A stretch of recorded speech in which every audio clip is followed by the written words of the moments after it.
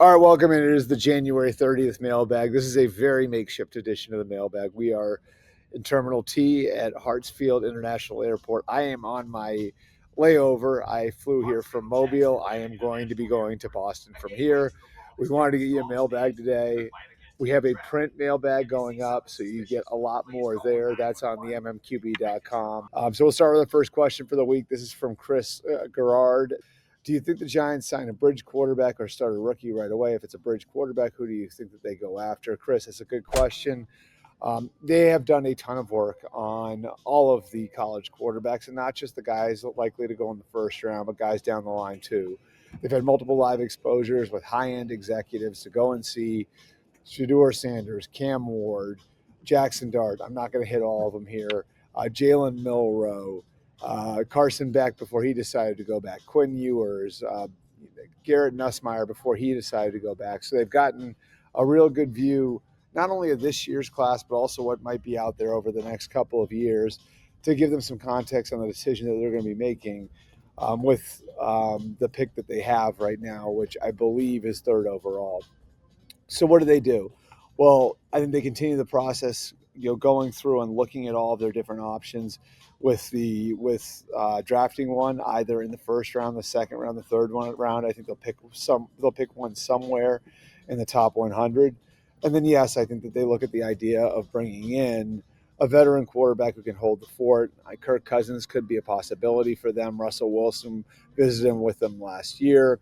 Aaron Rodgers is a long shot, but I think we'd be looking at guys who can hold down the fort for the next year or two, who can come in and operate Brian Daboll's offense, and who can make it more efficient than they have been the last couple of years with Daniel Jones and a mishmash of other guys in there. So I think they attack this on both fronts. I think there will be a relatively highly drafted rookie again, maybe not the third overall pick, but a relatively highly drafted rookie in there. And then a veteran quarterback who can be the guy to, again, bridge the gap between 25 and 26, maybe 26 and 27 for the Giants. Question number 2, this is from Benjamin Byrne. That's at Sam B. Coltrane. Who are the Jaguars targeting for their general manager position? Who should they be? I'll give you 3 names that I think will be in the mix, Ben. The first name would be Ian Cunningham, the Bears' assistant general manager. He shares an agent with Liam Cohen. Ian's been knocking on the door for general manager jobs over the last few years. He's been a high-end candidate in a couple different places, a finalist in a couple different places. He actually had an offer in Arizona a couple of years ago. So he's been knocking on that door for a while. And while the Bears haven't had a ton of success, his pedigree is hard to question. He came up in the Ravens system at the foot of Ozzie Newsome. He was the Southeast area scout there, which is a very important job for a young guy to have. Ozzie Newsome did not put somebody in that region of the country without thinking a lot of them. Rose through the ranks there, then went to the Eagles, was part of a Super Bowl champion with the Eagles, was their college scouting director, and then became their assistant director of player personnel and wound up with the Bears. So he'd be the first name that I would watch, and somebody I think they will target.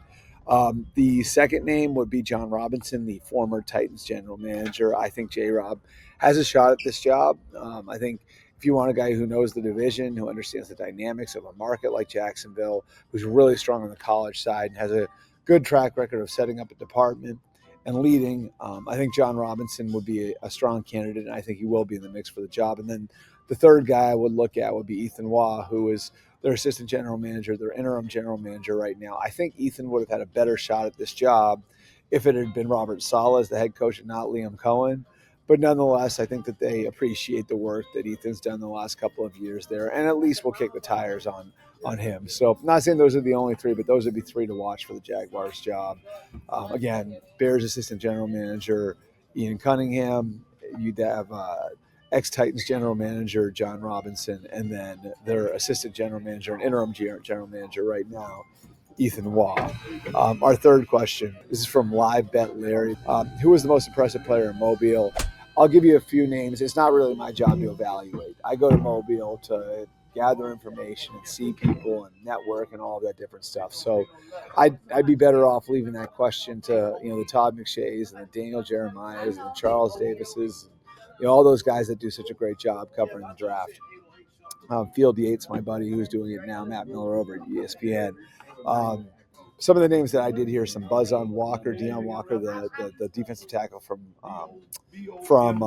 Kentucky is one to watch. Somebody who I know turned some heads there. Walter Nolan, defensive tackle from Ole Miss, the Ole Miss defensive end Princely, and I'm not going to butcher his last name, but he's a big, long guy with a whole lot of upside. And then Josh Connerly, the offensive tackle from Oregon, seen by some people as the best pass protector in the draft. So those would be some guys who'd be in the first round mix. I was really impressed seeing Tez Johnson in person. A couple of people said to me that you really felt him when you see him in person and feel how fast he is and how much force he runs with. So he'd be one to watch. He's actually Bo Nix's adopted brother. And then the running back from Georgia, Trevor Etienne, that's Travis Etienne's brother. Really small but compact and a really powerful runner for his size. So there'd be some names to watch. Again, I have to make more phone calls on that because it's not my job to evaluate them. And I would leave it to the guys who are a little more qualified to do that than I am. Appreciate you guys coming out. Appreciate you guys putting up with the environment here. I think I've got some sort of training exercise happening behind me here at Hartsfield. But be sure to check out the print mailbag that's up on the mmqb.com.